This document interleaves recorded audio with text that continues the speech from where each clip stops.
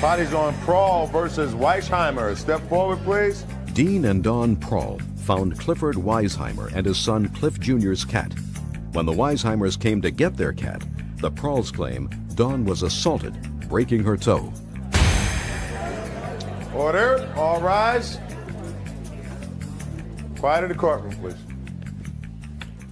Yeah, this is case number 80 on the calendar in the matter of Prawl versus Weisheimer. Parties have been sworn in, Judge.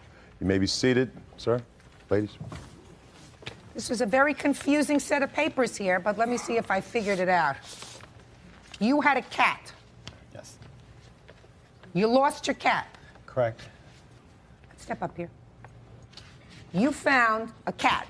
Yes, ma'am. You didn't know who it belonged to. No. That's correct. You found out months later that these people who live in the same complex that you do Used to, but yes, did at the time. had your cat. Correct. So you go to get the cat, and who are you with? Okay, myself, my son, and his girlfriend went over to get the cat. We identified ourselves outside, and they invited us in. So we all sat around, talked, and petted the cat for about 7 minutes or so, and then I asked them what was the situation with the vet bills. They had mentioned that they had some vet bills on the cat. Originally, when we talked to them the first time, the vet bill started out at $200. The last time we talked to them, they went to $1,000. And then the time we were there, we talked to him. He said, "Oh no, the vet bills are $2,000." So basically, I got kind of frustrated, to say the least, and asked them, well, basically, could we have our cat back? So that's why we were there in the first place. Okay, so you discussed these vet bills, and you weren't going to pay the vet bills, which are now up to $2,000. Okay. So tell me slowly what happened. Okay, basically, I believe my son was petting the cat, and I became very frustrated at this point because they said, "You owed us the money, and we're not going to give you the cat back, it's ours." So I kind of lost my composure a little bit, and I raised my voice, and I said, "Well, we want the cat," okay? And at that point, Dawn jumped up and grabbed me, okay? And I did not grab him. Good to you. Go ahead. Okay, she had jumped up and grabbed me. I said, "Please get your hands off me." And all I did was grab her arm, or her arm right here, and just remove her hands from my body.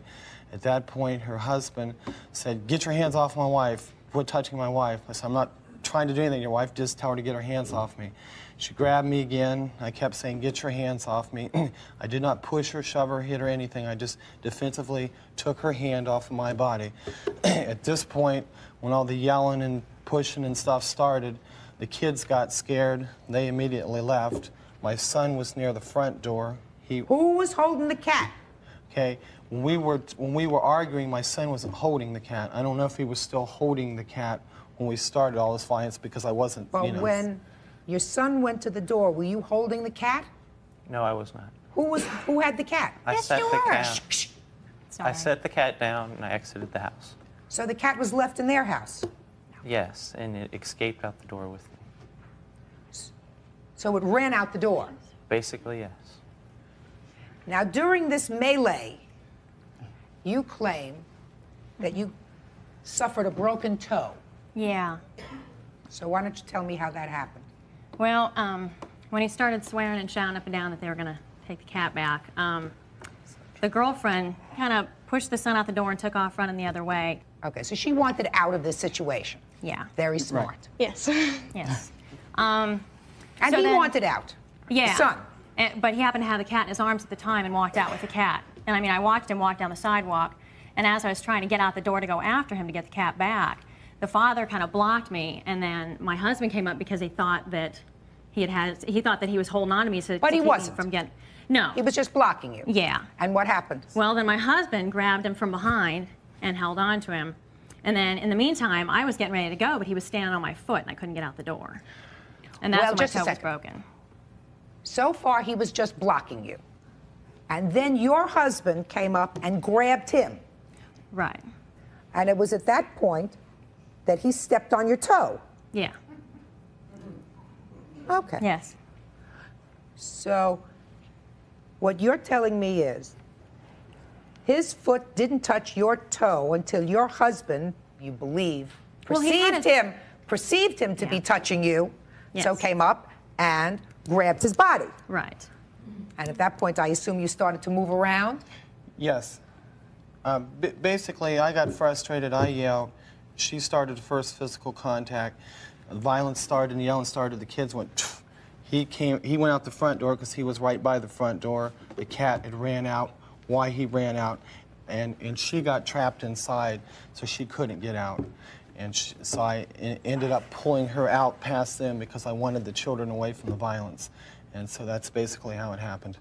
Mrs. Prayle, You see? you knew that this was their cat. No, we didn't. Well, they came over. They had called you several times. I assume the first time that they called, they described the cat. Is Your that Honor, right? But they never came with any We don't- identity. yeah, they never as showed far us as any saying, this is our cat. We can tell you it's our cat because we had pictures or he had clear markings. Just a They never second. said any of those Just a things. second. They called you and told you that they lost a cat. Did you say to them, could you bring us over some pictures? Do you have any pictures of the cat that you lost? Did you ever say that to them? Actually, I did. I said at the time when you want to come over and visit, make sure you bring some type of proof of ownership. And at that time when I was talking to him, I clearly told him how much we had accumulated in vet bills, the records that we've accumulated, and that it was in our intention of keeping the cat because we thought he was an abandoned cat. Well, but you thought wrong. Mr. Prayle, why would you tell them that these vet bills had reached whatever you told them that they reached, $2,000, if you weren't satisfied that they were the owners of the cat? Because prior to that, the ex-wife had come over and visited the cat, and she was the one who was trying to indicate that it was their cat. But she didn't bring any type of proof either. And then we started talking about how much we've accumulated in vet bills.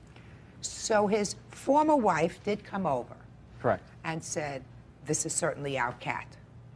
Is that Right. right? Mm-hmm. You should have let them take the cat. Well, we didn't know that it was theirs, and we had spent so much money on the cat already. You Right. did that voluntarily. You did that. I mean, it was very nice of you to take in this cat. You could have called the Humane Society. They would have taken the cat. Yeah, we thought about doing that. Well, you could have done that. Yeah. What kind of bills did you have for this cat that totaled $2,000? Actually, it was only $1,000. And Did you ever tell them $2,000? No. No. That's not true, Your Honor. Just a We second. can never get the Shh. price straight. You step up here. Tell me your name. My name's Jennifer Davis. Jennifer, were you there when this discussion was going on? Yes, Your Honor.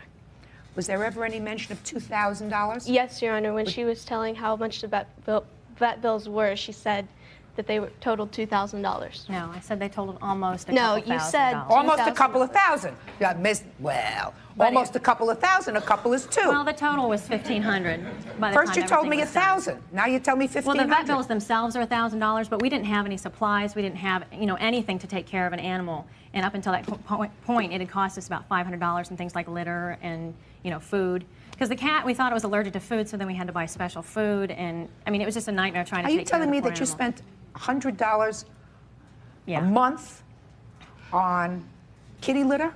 Yeah, it had diarrhea fairly badly. Judge Judy will continue in a moment. Dean and Dawn Prahl claim Dawn was assaulted by the Weisheimers when they came to retrieve their lost cat. Mr. and Mrs. Prayer, you should have let them take the cat and not had this altercation inside your house. There are legal ways to take care of it if you feel as if they owe you money for taking care of their cat. And quite frankly, I'm not satisfied that your broken toe, although I'm very sorry that you had a broken toe, was a result of anything that he did intentionally. Now, he may have stepped on your toe, but I'm not finding that that's his fault. In any event, you're suing them for $5,000. Vet bills, pain and suffering, everything else. And there's certainly no way that you're going to get $5,000. You're not going to get anywhere close to that. But they took care of your cat for 3 months, 4 months. Actually, about around 6, I think. Okay. Now, how much do you think it would have cost you to take care of this cat for 6 months? Well, to feed it and give it cat litter, I don't know, not too much. What? How much does cat food cost? $10 or litter? Or, but we bought a sack of... Oh, please, this is, this is Okay. not a price club. Let me just take a quick look at the vet records. Apparently, he had eaten something as well, and then, so he had to have some kind of surgery to remove plastic Down stuff the out of his stomach. So he was choking that up and throwing it up, and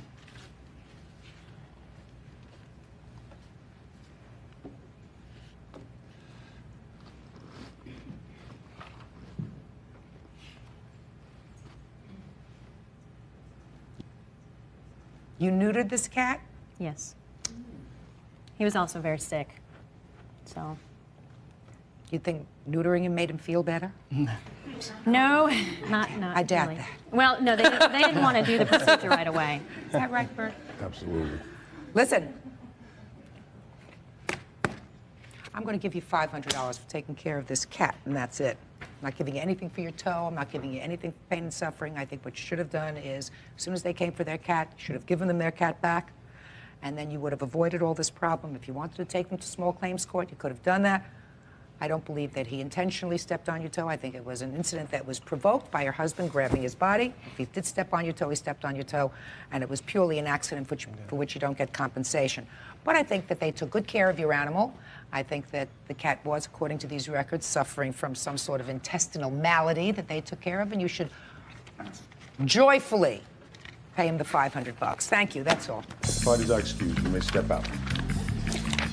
he initiated the physical contact, that he did break her toe even before I touched him, and we're just not happy at all. I think justice was served, and they obviously want to be opportunists and try to make something off this case. And now the next case.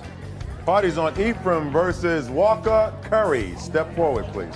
16-year-old student Aisha Ephraim wants her former friend, 17-year-old student Tyrone Curry, to pay for the necklace he snatched from her neck. Why don't the two moms sit down? You were sitting in class. Yeah, Which class? 4th period Spanish. Why don't you tell me what happened? We were having conversation as we sat in class, and he jumped up and he grabbed Was my... he sitting next to you? Yes. And he reached out and he grabbed my chain in the process. And when I asked him why he had done it, he said he was having a Vietnam flashback, which the scene comes from a movie that we had seen, Dead Presidents. He was reenacting the character. And what happened to your medallion? Well, it had a slit down the middle and my name was broken in half. Let's hear your version of these events. Your name is Tyrone? Yes, ma'am. Go ahead. All right, we were like done with our assignment and things, and so we didn't have anything else to do. So people got into groups and we're sitting and talking, and I had some work I needed to do for my 5th period English class, and so I sat and I was doing my work, and then the people behind me, they're talking about Aisha sitting by herself. So we laughed about that, and I said, Aisha, you look a little lonely over there, you know? And then she laughed or whatever, and then other people in the group called her over. The only desk that was open was the one in front of me, so she came and sat down in front of me. And as I was doing my work, she came and she was like, she flicked my pen a little bit. What do you mean she flicked your pen a little bit? What does that mean? Like I was writing, and she just hit the pen, like playful, to get my attention. Mm-hmm. And then, we started talking about the Dead Presidents movie. And then we started talking about the particular scene when Lorenz Tate choked it. When what? Lorenz Tate, Yeah. when he choked his girlfriend. I didn't see the movie. Oh, well, he had came back from Vietnam, and he was supposed to be like, kind of crazy or whatever. And she had came up on him and was yelling at him, and he choked her. And her boyfriend was supposed to be going into the service and everything. I said, what if he did you like that? And then she was saying that he wouldn't do her like that, and she would do him like this. And she came and grabbed me, and I pushed her back. She came and grabbed you how? We were sitting in front of each other, so she just turned and put her hands on my neck. Judge Judy will continue in a moment. You were fooling around with each other. We both watched the two of them play around a lot. Listen, you never know what happens. Closed captioning sponsored in part by Real Cases, Real People, Judge Judy. 16-year-old student Aisha Ephraim wants her former friend, 17-year-old student Tyrone Curry, to pay for the necklace he snatched from her neck. Okay. So then you look down at your medallion. Now, it wasn't broken in 2 pieces at that point. It was just bent. No, it was broken in 2 pieces. So it was totally apart. Yes. And did you have it fixed? Yeah, here it is now. Good. And how much did you pay to have it fixed? My mom paid $90 total to have it all fixed and repaired. Do you have the receipt? Yes, I do. Can I see it, please?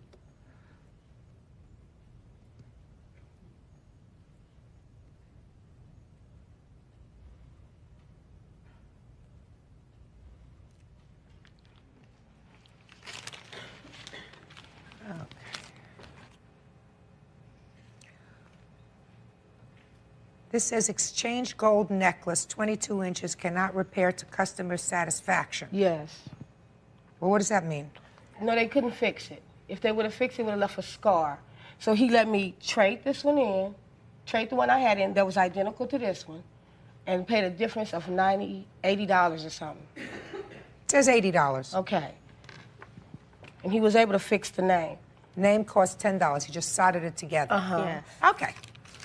So, Tyrone, what do you think? Well, it was like, it wasn't just like it was my fault. Like I just jumped and like tried to take her chain or something. No, You know, nobody's we're- suggesting, sir, that you try to take her chain.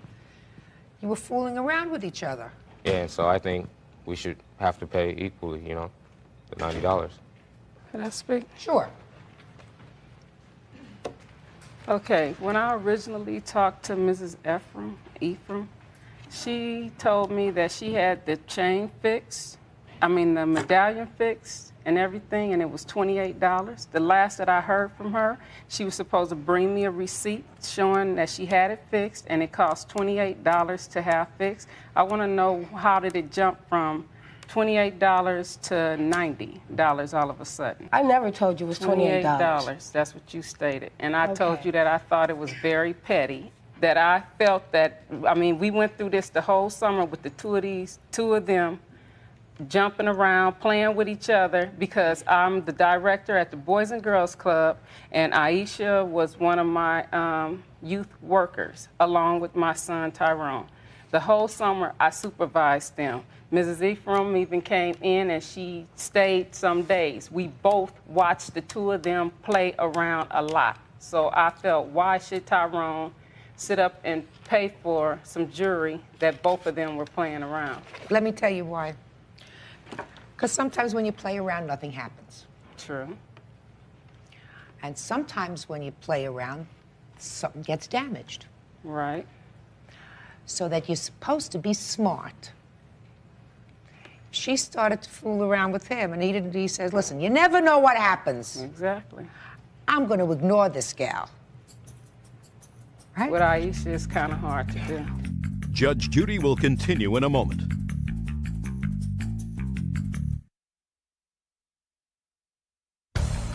Want justice? Call 1-888-800-JUDY. Okay. What I'm telling you is he had options.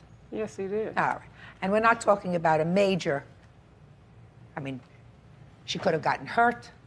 True. Or he could have gotten hurt. And I guarantee you this, if they were fooling around, and if, for instance, she grabbed at him and chipped his tooth, even though they were both fooling around, I would hold her responsible. Believe me, that has happened too. So he's got to pay for the damage. You have a job? No. Huh? No. Get one. Good.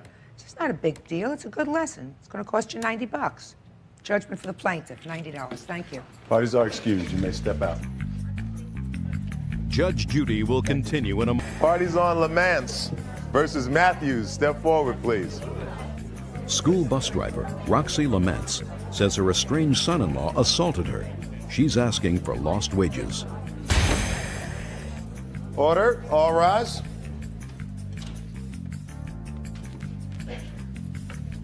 Your Honor, this is case number 234 on the calendar in the matter of Lamance versus Matthews. Parties have been sworn in, Judge. You may be seated. Ma'am, have a seat, please. Now, Mr. Matthews, I'm going to start with you, sir. Is that okay? This is your mother-in-law. Yeah, ex. They're in the process of a divorce with my wife. She is now your mother-in-law. Yeah.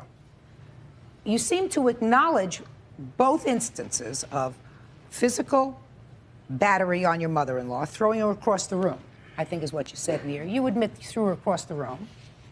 And you also admit that you damaged her car. Right? Right. And you say it's her fault. So I'm anxious to hear that. I'm anxious to hear about that. Your Honor, at that time, me and my wife were having problems, and she was pretty much going under the verge to where she was going to kick me. Just a second. You and your wife were having problems slowly. Right. Okay, sorry. And you were living with your mother-in-law. At the time. And you have children? One child? One child. And we were having problems, and we're getting pretty much to a point where she's going to kick me out. Who was going to kick you out? My wife was. But when Roxy ended up finding out about it, she decided to take matters into her own hands and kick me out herself. But in the process, took my son and hid him, because knowing that if she was going to kick me out, I would have took him with me. But she hid him and stated that he wasn't mine and to get out of her house. That is at which time I threw her across the room, yelled at her, where did she take my son? She wouldn't respond, so I went outside and took damage on her car.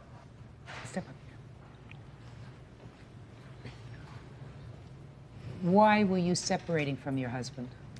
Because of his violence and drug use and stuff like that, and just things were not working out. I'd found out he had had an affair. Violence towards whom? Towards me.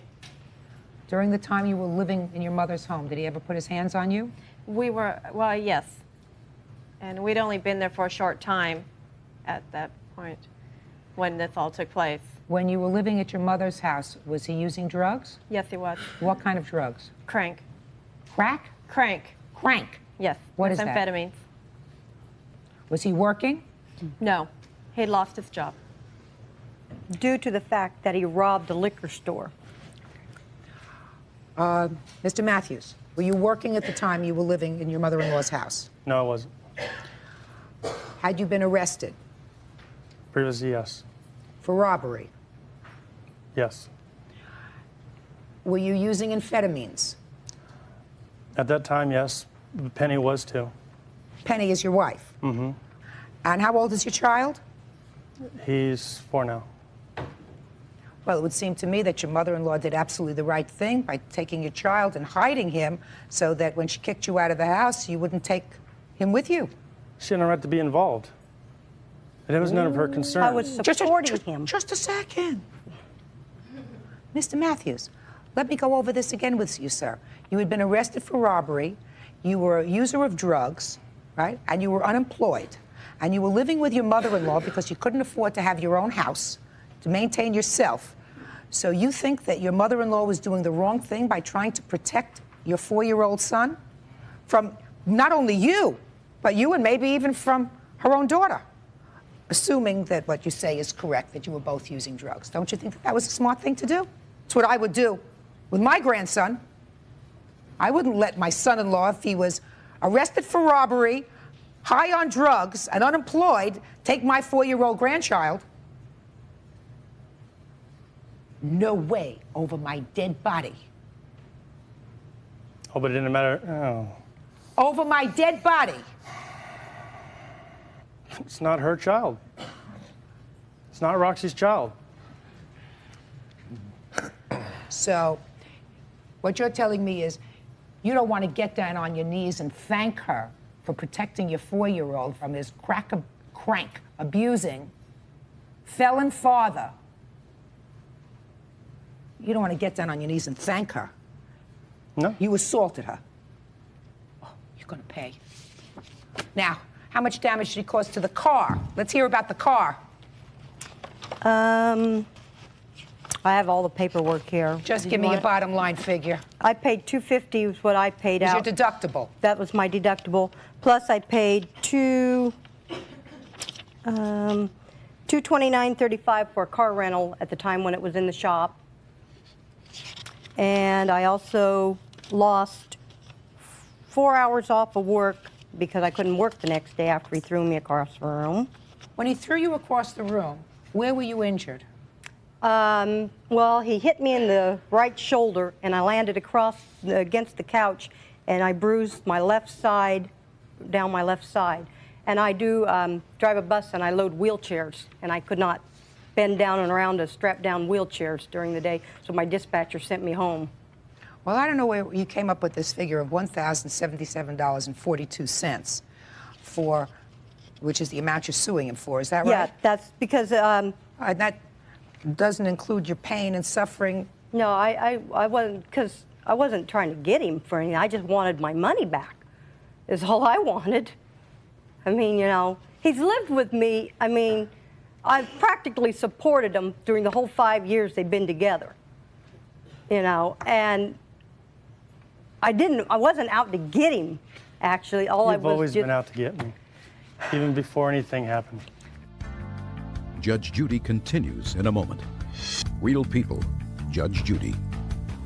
Roxy Laments wants compensation for lost wages from her estranged son-in-law, Arthur Matthews, after he assaulted her and dented her car. Mr. Matthews, when was the last time you held a full-time job? I've had one now for over a year and a half. What happened with your court case? Which one? The robbery case. They gave me a 30 days work program. You pled guilty? Yeah. To a robbery? Misdemeanor grand theft. Did you go into a store and take money? Is that what it was? Yeah, the guy that was in the store gave me the money. Another guy was involved. And they let you plead guilty to a misdemeanor? Yeah. Is that in California? Mm-hmm. To some state? Had you been arrested again? Yeah. For what? For burglary. Burglary. How many times have you been arrested all told, sir? About 4 times in the past 10 years, 12 years. How much time did you spend in jail? This last time, 5 months. You have regular visitation with your son? No, they refuse to let me see him. Now, Mr. Matthews, you've been in court enough to know that if you want visitation with your child and if you're willing to be drug tested twice a week to make sure I that get drug tested every week. I go to 3 NA meetings. I go to 3 NA meetings a week, and I've been clean for almost a year.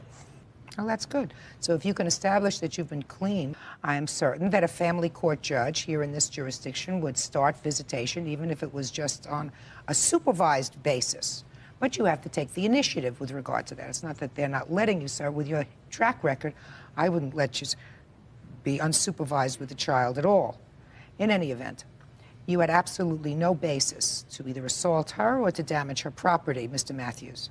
Absolutely none, sir. She was doing the right thing. Any grandmother would do the same thing in her position.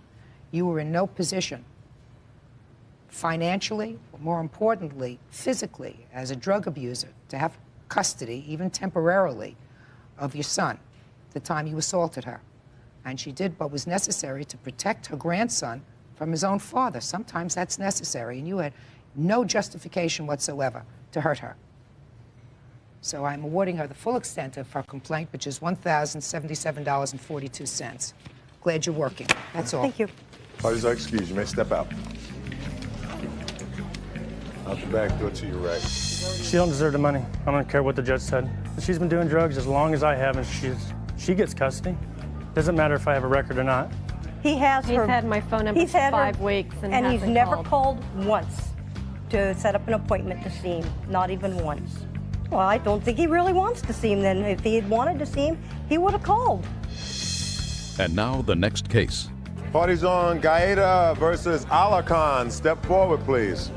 36-year-old Regina Gaeta claims her ex-lover, 28-year-old Erlinda Alarcon, used her ID when she was stopped for a traffic ticket. Ms. Gaeta, it is your claim that the defendant, who you knew, used your identification when she got a traffic ticket, causing you certain expense and stress, right? Correct. She says she didn't do it. How would she come to have your identification? She used to live with me, and she's done quite a bit to me in the past, living with me, lied to me. When did she stop living with you? It's been about 4 years. And when was this alleged use of your identification? It was February 1998. So it was at least 3.5 years after she stopped living with you that you claimed that she used your identification. Correct. What proof do you have that she used your identification?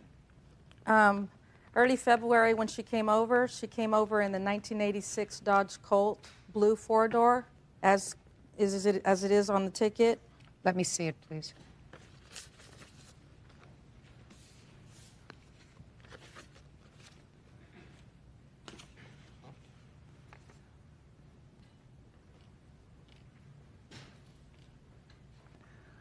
Did you confront her with this? No, Linda Alarcon has a domestic violence past where I had her arrested for domestic violence, so I was afraid to deal with it out of court, so I brought it to court. Well, because this says she's not in a possession of a license. Mm-hmm. So they didn't have a piece of paper indicating that they were you, whoever it was that got stopped for this violation. So none of your identification was used, it's just that somebody used your name. Correct. I need some more proof. Linda Alarcon works in Modesto, California, and the ticket was given in Ceres, which is 15 minutes away, which is 7:22 p.m. when she received the ticket. Mm-hmm. In December of 1997, were you the owner of a 1996 Dodge Colt automobile? I no longer had that car, Your Honor. Did you at any time have? Yes, I did. You did? Have that car? Yes, I did. When did you have that car? Just for a few months, probably. When? Last year, probably in June, I got the car. And it was more trouble than it was worth. When did you sell the car? I didn't sell the car, Your Honor. It got stolen. Judge Judy continues in a moment. Is the driver's license number that's indicated on this notice to appear your driver's license Correct. number? Yes. That I find compelling. Closed captioning, sponsored in part by Real Cases, Real People, Judge Judy. Regina Gaeta says her ex-lover, Erlinda Alarcon, used her ID to avoid getting a traffic ticket. Well, how would her name come up in a car that you had had some contact with? Your Honor, Regina and I were lovers for 4 years. We continue to be friends, you know, all this time. I mean, she's talking that I have a domestic violence with her. I think if she was so afraid of me, why would she continue to hang out with me? No, you know? you're not answering my question. What I'm asking you is, if I follow through with what you're suggesting is the car was stolen, and somebody who stole the car found her name somehow in the car and used it when they got this summons. So what I'm asking you is, after 4 years, what would her name on any kind of a document be doing in that car? Otherwise, some thief would have to know your personal business. Well, we went places in that car. I mean, we were always together in that car. When? Anytime she had a doctor's appointment, if she needed me to drive her somewhere, I would take her in my car. When? What year? Last year of '97. Is that right? No, it's not correct. She's never taken me to the doctor in that 1986 Had you been in Dodge. that car? Yes, I have. How many times had you been in that car? Maybe 2 times. Did you ever leave anything in that car? Never. Never left anything in that car. Your Honor, that I recall a couple of months before February, Erlinda Alarcon had one of my bank cards. I needed to get money from the bank, and I didn't have my card. She pulled one out from the glove box that was my old bank card, and I tried to use it, and it had expired. Then I realized she took my bank card, my old one, so I figured she knows my driver's license by heart. I put it all together. My witness here saw Erlinda Alarcon come over the first week of February in the 1986 Dodge Colt. So that your identification, some form of identification, was in the car. She had some old cards of yours that had expired. Is that right? Correct. Which I returned back to her. Well, it doesn't make any difference, but they were in the car. So there might have been other things in the glove compartment that had her name on it. But what I find interesting is this driver's license number. Is the driver's license number that's indicated on this notice to appear your driver's license Correct. number? Yes. That's pretty powerful proof, Ms. Alarcon.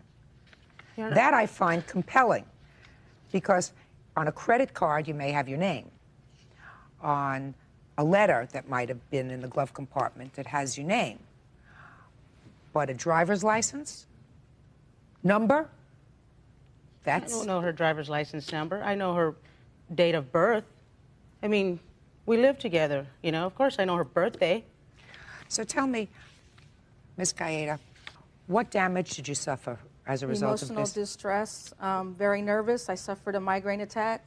Did you have to go to court? Yes, I did. And that took an evening? No, well, it just took a couple hours. But it was distressing for you to get this, and Right. the judge believed you. Yes. I believe you. A police officer gave out this ticket. Right. Gave out this ticket to a woman who was a female with brown hair, brown eyes, 5'3", weighing 130 pounds, who was Hispanic. That's close, madam. So let me tell you what I have that's close. I have that this was a car that you once had. Correct. Ticket was given out in an area in or about the vicinity where you live. I don't live in that vicinity. I live in Merced. Or work. It contains information that only someone very close to the plaintiff would know, such as her driver's license number. You certainly had access to her information, how she might sign her name. So I find that pretty compelling. Do you understand? Mm-hmm. Too many coincidences. Just too many. Judge Judy continues in a moment. I believe you got the ticket.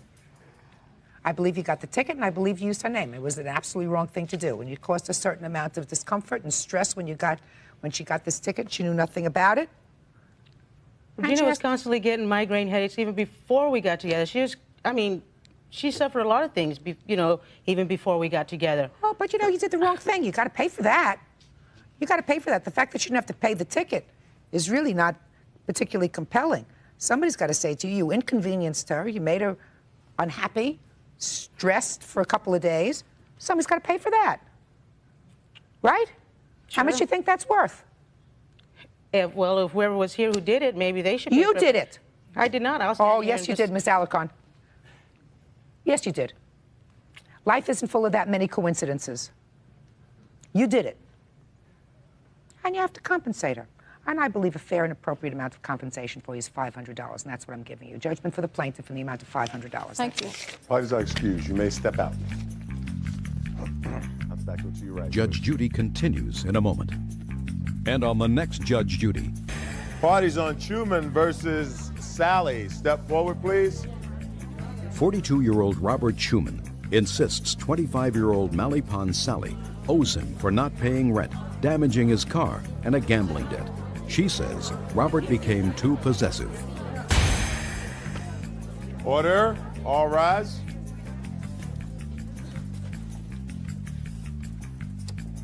This is case number 358 on the calendar in the matter of Truman versus Sally. Parties have been sworn in, Judge. You may be seated. Mr. Truman, according to your complaint, you met and became involved with the defendant. You rented her a room in your home. I rented her at a house. And she didn't pay rent. That's correct. You then lent her a car, and she damaged the car, and she didn't pay to repair it. That's correct. And then you took her gambling with you and gave her money to gamble, and she didn't pay you back. That's correct. She was already gambling. But you went together, Right. because you did lend her the money, according to you, when you were both gambling together. Right? That's correct. All right, so she was a renter who didn't pay rent. She borrowed your car, trashed it, didn't fix it. You took her gambling. She lost money. You gave her money for gambling. She never paid you back. When did you wake up and say, this is not a good thing? About toward the, maybe about the middle of August. That was after she had already told me about maybe her 25th lie and the different excuses on how she was going to pay me back. And after hearing it over and over again, I got tired of it. How long did she live in your house? About 4 months.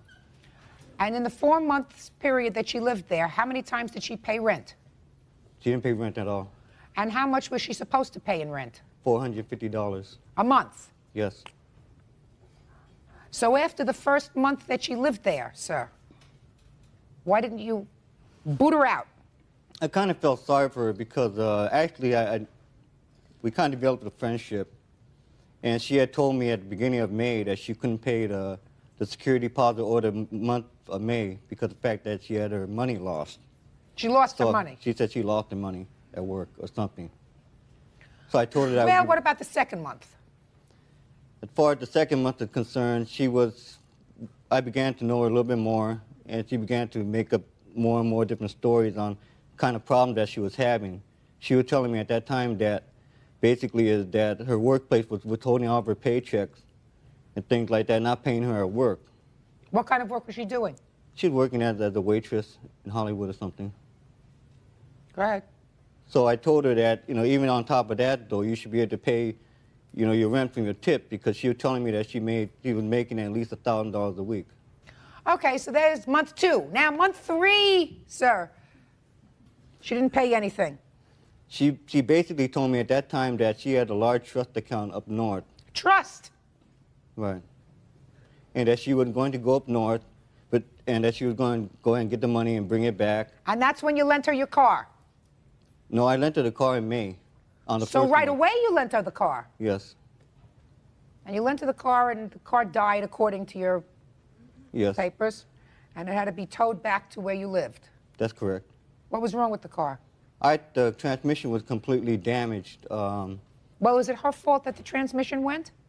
Basically, that the transmission, the seal of the transmission broke, but that wasn't the cause of the damage. That she had continued to drive the car for several miles after that, on a bad transmission, basically, even though all the warning lights and everything else was flashing on the car. She just continued to drive it for a long period of time until it eventually just broke the whole drivetrain and smashed the front wheels, too. And now let's talk about the gambling. How much money did you give her to gamble, and under what circumstances? About $1,000 over a period of 4 months. Why? Basically, she was already involved in gambling. She was playing what's known as Asian games in the California card rooms. And I frequent card clubs also. And I just didn't feel that was a good game to play. It's a very high-risk game. As far as any kind of gambling, as far as I'm concerned, is risky. Any kind of gambling is risky, especially when you don't have money to pay your rent. Yeah, that's true. And but what do you do for a living? I'm an entertainment consultant for the casinos. So you're a businessman. Yes. Mr. Schumann, you're a businessman. Here's somebody who couldn't afford to pay you rent, she says. Where does she get money to play? She seems to have money all the time. Well, if she seemed to have money all the time, why didn't you say to her, I want my rent? That's what I had told her before. But you continued to go gambling with her. She would go ahead and take the money and eventually just tell me that, okay, well, after I picked up some money from my work and I'm going to bring it home and I'll pay you. And then when I come back home, she would be off to the casino somewhere, and then she would tell me the money I was going to pay you, I had lost it playing cards. So that was very bad judgment on her part, right? Yes. Then you gave her more money, $1,000 over 4 months. Why would you give her more money? Because at that time, when I started to teach her how to play poker, because she was playing in the Asian games herself. So I taught her how to play poker, and she began to win. And she was almost winning every time she was going there. But instead of paying me the money and paying me back when she borrowed the money, she would take the money and give them to her friends. All right, so Mr. Schumann, so you take her the first time and you show her how to play poker after she's lost money playing Asian games. So you teach her how to play poker and you see that she's winning. She's not giving you the money that she owes you from money that you had given her for gambling. She's not paying your rent. She's not paying for the repairs on the car. And you continue to give her money for gambling, according to you. Right? That's correct. But over the period of 4 months' time, she had made at least 8 or 9, I don't know, maybe even 10 trips up north saying how she was going to bring the money back. So every time she would disappear for 3 or 4 days and say that she was going to sell her furniture, and her second she had another apartment, she was going to go ahead and get a security deposit back and bring me back that security deposit. I find out later she never even had a second apartment. She told me she was going to go up north and then sell her car to her brother because her brother wanted her car. Find out later that she had already sold the car to her brother a long time ago. You know what it sounds like to me, sir? You were hoping for something more than friendship. That's what it sounds like to me. Judge Judy continues in a moment. Real cases, real people. Judge Judy. Entertainment consultant Robert Schumann claims part-time waitress Mally Pond Sally owes him for gambling, rent, and a broken-down car. All right, Miss Sally, let me hear your side of the story. Did you pay rent? No. Why? Because he didn't tell me to pay. He told me to move in. He's going to help me go through. What? Because, yeah. Because he didn't tell me to pay. He told me to move in there in the house, and he wanted me to stay in his master bedroom, and he's going to stay downstairs where the other room is open. And then I didn't want to stay in his master bedroom, so I said I'd rather stay downstairs. And you're telling me there was no agreement as far as rent?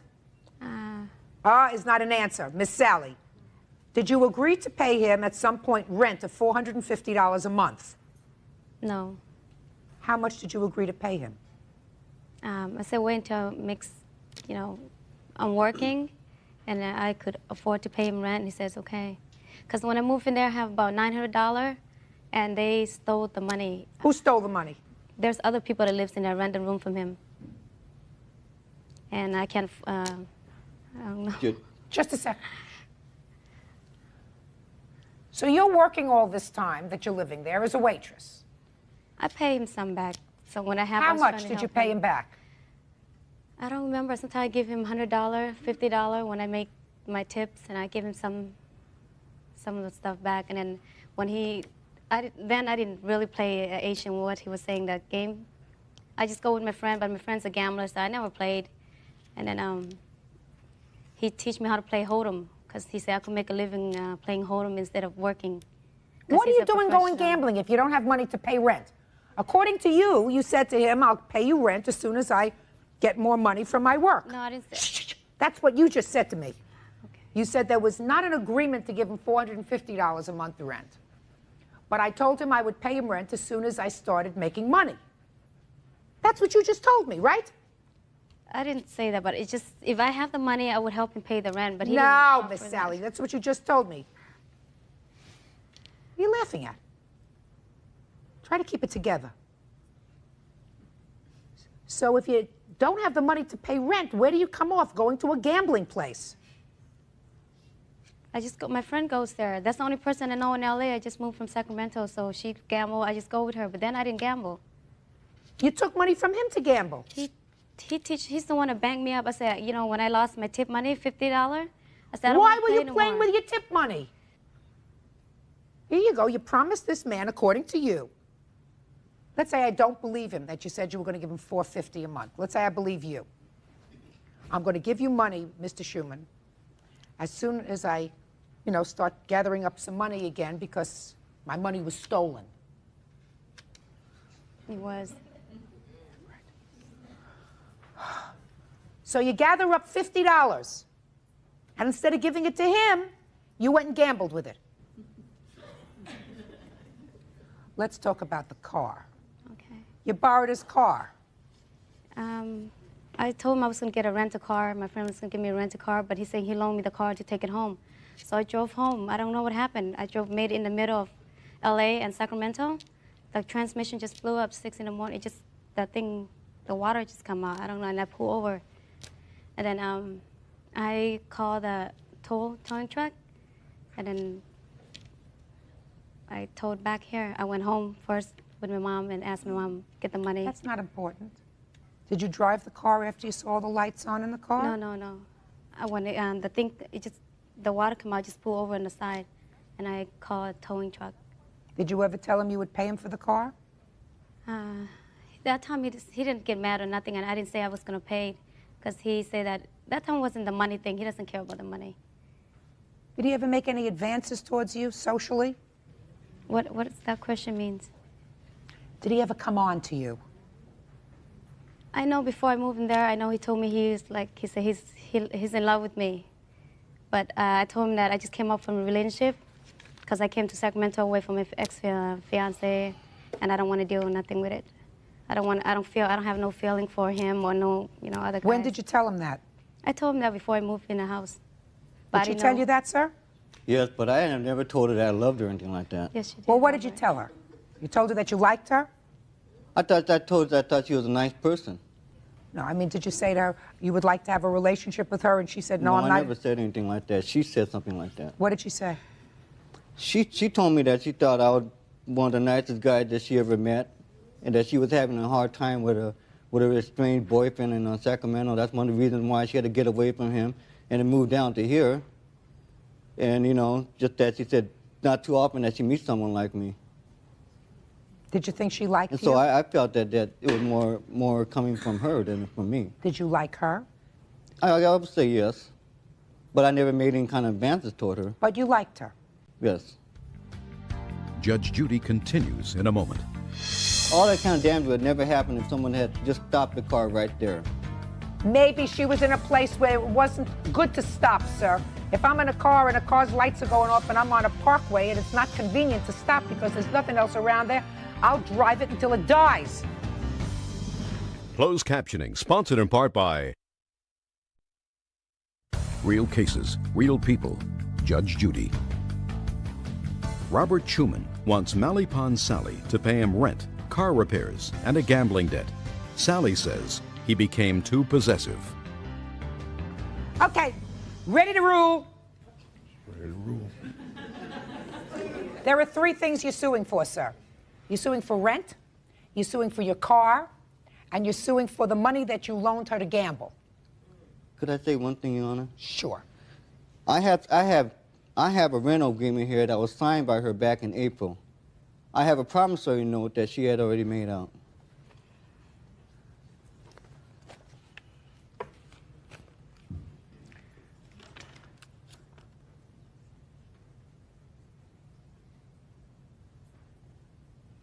When did she sign this?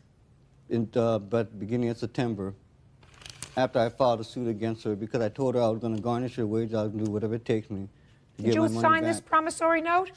What's a promissory note? You don't know what this is? He gave me some papers. I just signed it. I don't know what that was for. When did he give it to you?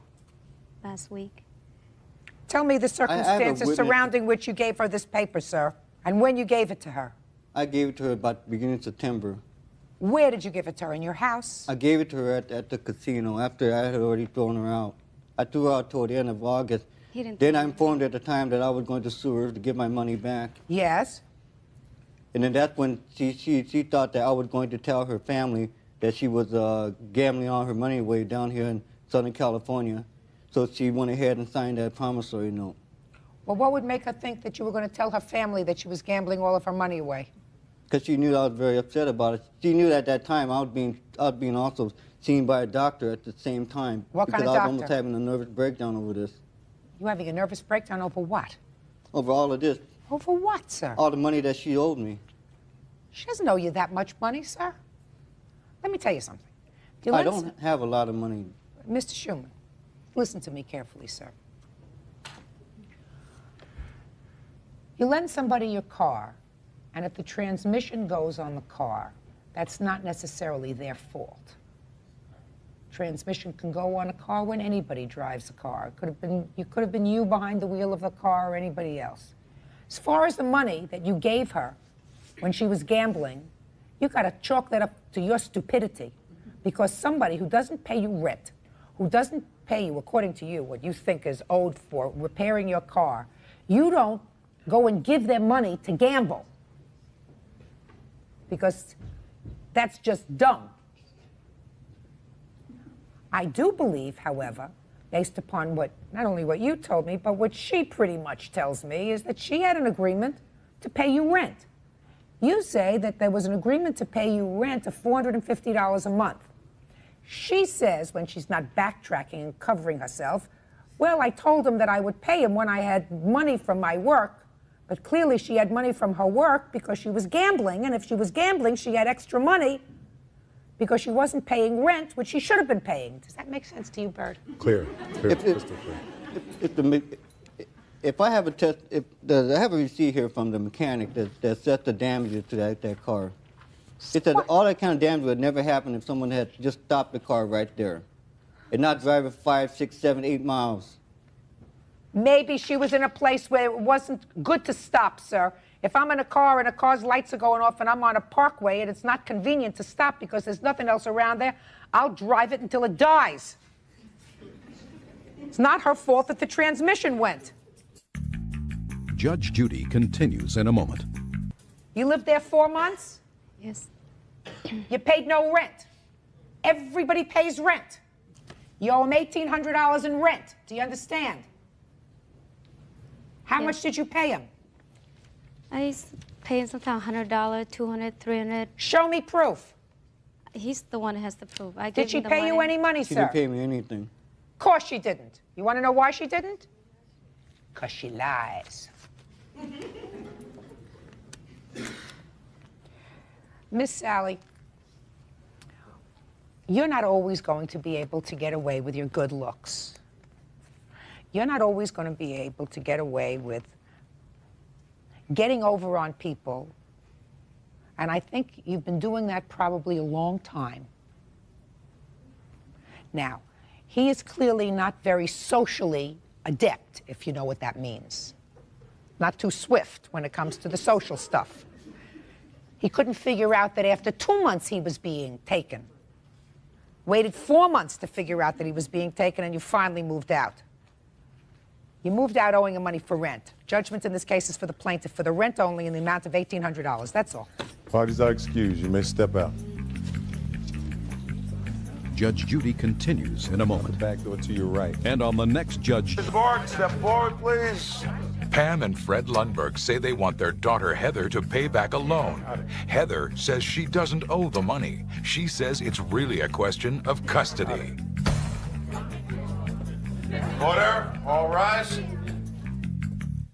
Yeah, this is number 12 on the calendar in the matter of Lundberg versus Lundberg. You may be seated. Parties have been sworn in, Judge. My old family court antenna went up when I read your papers. So let me see if I can get rid of the money part of this very quickly. Mr. and Mrs. Lundberg, this is your daughter, Heather. You are, according to your papers, 26? Yes. And Heather, you have 2 children. Yes. You have a 10-year-old. His name is Freddie. Mm-hmm. Freddie's been staying with your parents. For how long? 10 years. And then you have a new baby. Yes. How old is your new baby? Year and a half. Mr. and Mrs. Lundberg, your complaint alleges that you made a series of loans to your daughter, paid certain expenses for her. Yes. I'll let you tell me about that in a minute. But my sense is that there is an ongoing dispute that you have about Freddie's custody. And that's really why you're here. Not completely, but yes, part of it. You do not have legal custody of Freddie? No, we're in a process of obtaining legal guardianship of him. And is your daughter resisting that? Yes. Why? I would like a chance to raise him. But you haven't done that, Heather, for 10 years. I haven't been able to. Why? I was young when I had him, and I wasn't on my feet, and I wasn't stable. What makes you think you're stable now, Heather? I'm able to maintain my own home, pay my own bills. I have a job. Taking care of my other daughter fine. Well, where's your other daughter's father? In Las Vegas. That wasn't so responsible. Mm-hmm. Right? True. So you can understand why your parents would have some misgivings. Sure. They've raised your boy for 10 years. You had another child with a guy who's in Vegas. So they don't see you as being tremendously responsible over the last 10 years with him. Have you spoken to your son about where he wants to live? Yes. Where does he want to stay, Heather? It varies from day to day. Well, do you think your parents have done a good job with him? Not particularly, no. Really? Yes. Why? He's a bit of a troublemaker. He has an attitude. He has a bad mouth. He's a bully. He tends to follow after my dad some. Well, who was his dad? I'm not sure. Okay. Tell me about this series of loans. Back in September of last year, 95, Heather and her roommate Dawn were wanting to move across the street from us. We wanted them to move in there. Neither one of them were working at the time. So we helped them move into the house that was available to rent. And basically we offered to help them until they could get on their feet, with the understanding that they would eventually pay us back. Was that your understanding, Heather? Yes. Okay. And we, in good faith, put out the money and helped them for a course of about 5-6 months. How much did you spend? A total of $1,975 on rent, and that's not even including groceries and food and stuff like that we bought, or furniture, telephone bills. There's a lot of stuff that's not included in there, that money that we did put out. But we've got checks for $1,975 and plus phone bills and groceries and furniture. Did Heather give you back any of that money? No. Heather? Yes. How much did you give them back? We gave them a couple of child support checks. We equaled about $400. Who's child support check? Dawn, my roommate Dawn. Your Dawn? Yes. That's been subtracted. That was subtracted. Yes, we did give them some back. But that's been subtracted from ma'am. the amount? Yes, ma'am.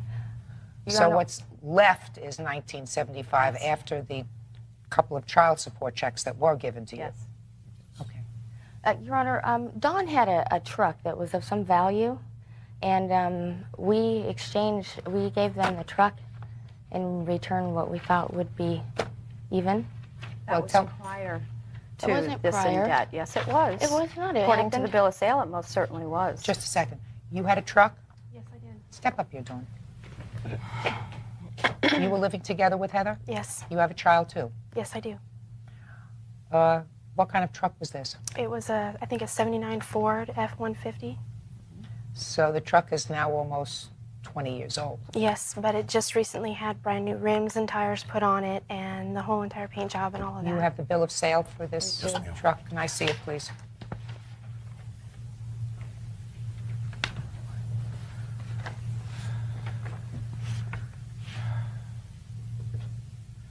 Well, this is over a year ago. September of '95 is when this sold or trade was made. These bills are from when? From September 6th of 95 through December 10th of 95, and plus a little past that. Your Honor, we were giving them money and child support. In exchange, they would write a check for us. It was their idea that we would have a receipt. Yes, yes. Those checks are separate. We have a total of $3,358.83 worth in checks. The checks that she's talking about are not included in this total dollar amount. The value of the money they gave us. Can I see the money that they These gave are you? the ones that weren't. Okay. Yes, sir. This is what they billed. This is what they spent. Wait. Okay, thank you. Heather.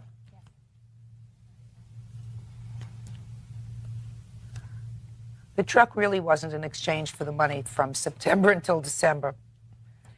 You understand that. It was given for things from before. Were your folks helping you before? No, ma'am. It was... No. We knew they would be helping us. We knew that we couldn't at the time pay them back, and we probably wouldn't be able to. And I talked Dawn into giving it to them. Because they had helped us out, we were going to help them out. Because they wanted it. They wanted it. And did you fix a dollar amount on the truck? think the value was $350 on the original bill of sale. Mhm. And any The reason why debt we put occurred before $250 that. was so that they could register it at a low price, is Well- what it was. But I had a person offer me $4,000 for the vehicle. I mean, you know, I and can't because they believe that helped you turn us. over $4,000 to them if you were in dire need of money and didn't have money to pay your rent.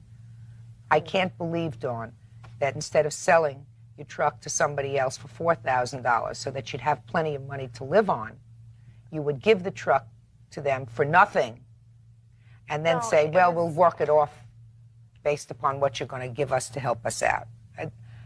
I don't see why anyone would do that and lose their control of their own lives to be able to control how I spend my money. If you had the $4,000, you wouldn't have to borrow any money from them. So I find it difficult to believe that somebody offered you $4,000 for it at around that time. Parents suing their daughter for rent and a question of custody continues in a moment. Pam and Fred Lundberg say they want their daughter Heather to pay back a loan. Heather says she doesn't owe the money. She says it's really a question of custody. Okay, sit down, Dawn. Heather, you working now? Yes. You really want money from your daughter? I would like her to acknowledge the responsibility and the help that we've given her. Heather, you can never repay them for taking care of your son for 10 years. Never. If you live to be 1,000 years old. True. It wasn't full repayment of that, though. But this is about more than $1,900. They didn't even want the $1,900. They want you to say that you understand that they have been good, supportive parents to you. I mean, to you. You made a baby when you were 16 years old. I was raped. You made a baby when you were 16 years old. You weren't raped again 2 years ago when you had your daughter. No, not at all. I mean, Not you at weren't all. married. You had no way of supporting yourself. You had no way of supporting a child, and yet you made another baby. Right? So whether you were raped or not, I mean, I'm not going to go back 10 years to figure it out. Whatever it is, you created a situation for your parents. Are you an only child? Do you have brothers and Yes. sisters? I was an only child, and they contended that they wanted to help me out with it until I was able to take care of them.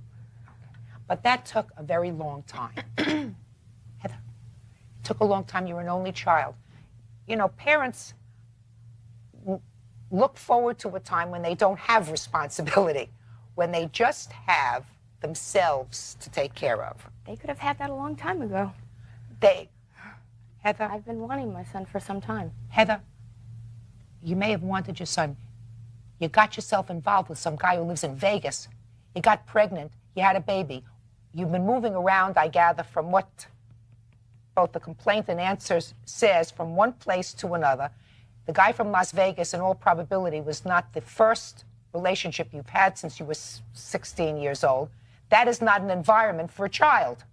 So your parents have created, you know, you may not think they did a perfect job, but I assume that they've lived in the same place for a substantial period of time, that your son has been going to the same school that he's supposed to for all the time that he's been in school, that all of his shots are up to date, that he has one pediatrician that he goes to, a certain stability. Don't you recognize how important that is? Yes, I do. Well, you did not and could not have, based upon your recent history, have provided that to your child. Impossible. So that in and of itself means that you can never repay them for those 10 years. You can't. But you also have to think about the next 8 years. I mean, your son is 10 years old. He's more than halfway through his minority. And your family really should be put back together again so that your son can have the benefit of both his mother as well as the stability of his grandparents. I agree. So you shouldn't be in court. So I'm going to complain to you about one thing, Mr. and Mrs. Lundberg. According to your complaint, you're taking your daughter to small claims court on advice of an attorney. I believe that that was bad advice. I believe it was bad advice because I think that that only serves to exacerbate the bad feeling. I don't think it serves any useful purpose. Unless by coming here and talking to me, maybe you can resolve certain things with your daughter. Parents suing their daughter for rent and a question of custody continues in a moment. No child likes to feel as if they're not living with their mom because their friends say to them, why don't you live with your mom? Why do you live with your grandparents? I've been around this street a long time, so I really understand what's going on.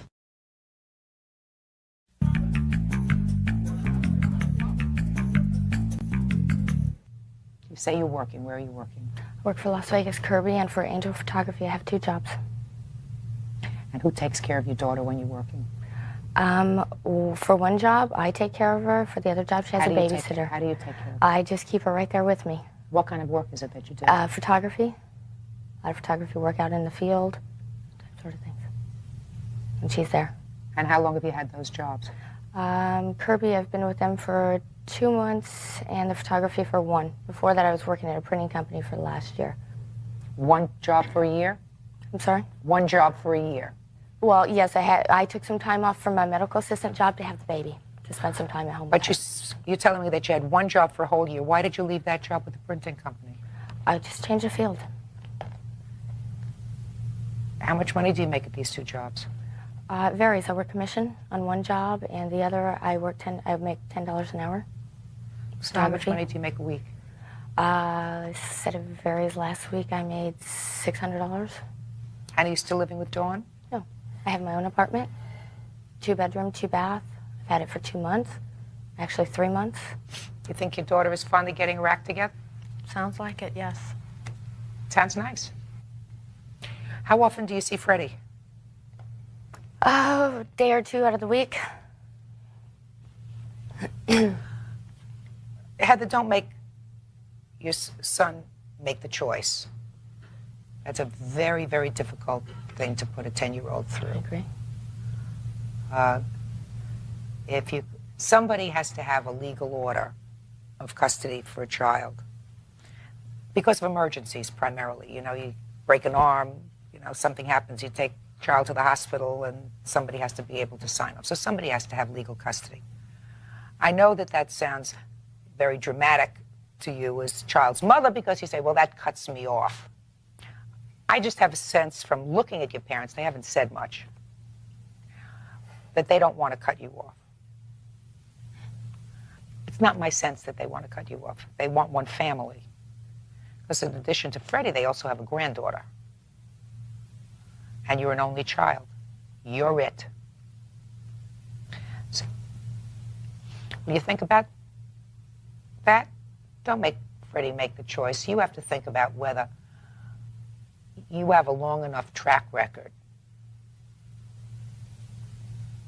of stability at this point to say, I'm going to risk my son by forcing the issue. If Freddie's getting to a point where in a year or 2 he may say, I want to go live with my mom. That may happen. He's already done that. Well, according to the papers, he did that once and then he came back to his grandparents. He's They caught. wouldn't talk to him for 3 months and he was hurt. Mm. It was. Well, 3 he's months. No, it wasn't. No, you didn't. Well, he's sort of caught in the middle, you know. He's got a sister that he would like to see. No child likes to feel as if they're not living with their mom because their friends say to them, why don't you live with your mom? Why do you live with your grandparents? Well, these things sound familiar to you? I mean, I've been around this street a long time, so I really understand what's going on. But for the majority of his minority, he's been with them. When he's ready, he may come back to live with you. You have to make sure you're 100% ready, and that means that you're not bringing any strays into the house. Do you know what I mean?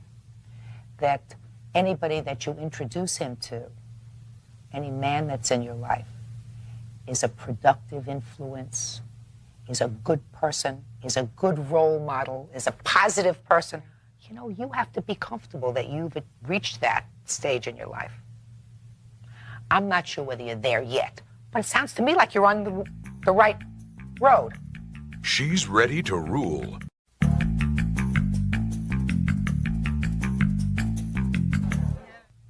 Mr. and Mrs. Lundborg, I'm dismissing your lawsuit. I'm going to tell you why. I think that you really don't want to strap your daughter at this point for this money. She seems to be working, right? Mm-hmm. She seems to be putting herself in a position of independence. And from what you say, Mrs. Lundborg, that's not the reason you came to court. Well, we do need the money. When we gave it to him, we needed it. I understand that. But she's working 2 jobs. She's taking care of her daughter. You're not receiving public assistance or welfare, are you? She seems to be getting on her feet. You don't want to hurt her, do you? No. You want to think about what I said about Freddie? Right? He shouldn't be dragged through a family court proceeding. He shouldn't have to go into court and be appointed a lawyer and have to choose between his mother and his grandparents who raised him. It's not the right thing to do. It's not the responsible thing to do. Have you word on that? I'm sorry? Do I have your word on that? Yes. Good. That's all. This case is over. Thank you. Excuse. Forward, please. Kimberly Gibson Bradley and Ron Bell had a child when she was 15. Kimberly says they've been battling since. Now she's suing for assault and he's suing for harassment. Their daughter is caught in the middle. Order. All rise. This is number 76 on the calendar in the matter of Bradley versus Bell. All parties have been sworn in. You may be seated. I will tell you both that it is not my usual practice to go beyond what is specifically alleged as far as a claim for damages when I try a case. But in reading your complaint and your answer, it seems to me that there is a certain chronology that has to be placed in perspective so that I understand what happened here. So, Ms. Bradley, according to your complaint, you met the defendant when you were 13? Yes. And had a child, his child, when you were 14? 15. 15. The child's name is Barbara. Yes, she's present as a witness. That's Barbara. Pretty young lady.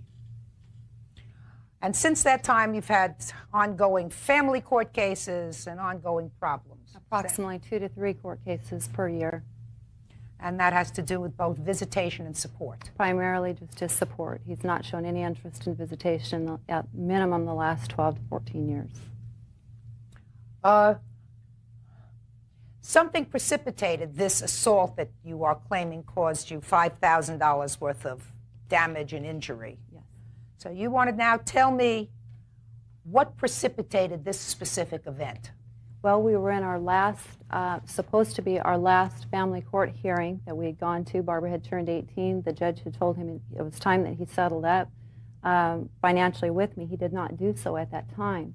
He stayed after court to have to check himself into the county jail that in town there. And when he stayed, my daughter and I, we left the court. We were there together. We left the court. Approximately 2 weeks later, I was served with a summons to go to court that I had vandalized his vehicle, not only myself, but my daughter as well, he named in the police report. At that time, I appealed the case. Had you vandalized his vehicle? I did not vandalize the vehicle to the way that Mr. Bell described I vandalized his vehicle. Well, what do you say you did to the vehicle? I took some oranges that I had in my car, and I smushed them, I will admit, very ripe and readily along his windshield, front and back, along his door handles. I was very upset and very mad. Mr. Bell admitted to an arbitrator in court that day, he said, I have the money, I have it in my pocket, but I'm not going to pay it because I'm mad at Kim. Had nothing to do with Barbara. Even the arbitrator as well as myself tried to tell Mr. Bell that it has nothing to do with what he owes for child support for this child.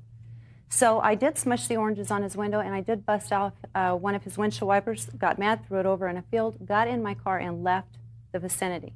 When I got to court, he presented documents that... So then you went to court because he sued you for this. He sued me for this. He sued me for $5,000, and by the way, his vehicle that he had doesn't even blue book for $5,000, which was totally ridiculous. But anyway, we get there to court, and I am undergoing doctor's care, had the flu and so forth, and had requested that the bailiff hear our case first, and the bailiff said yes, he would do that.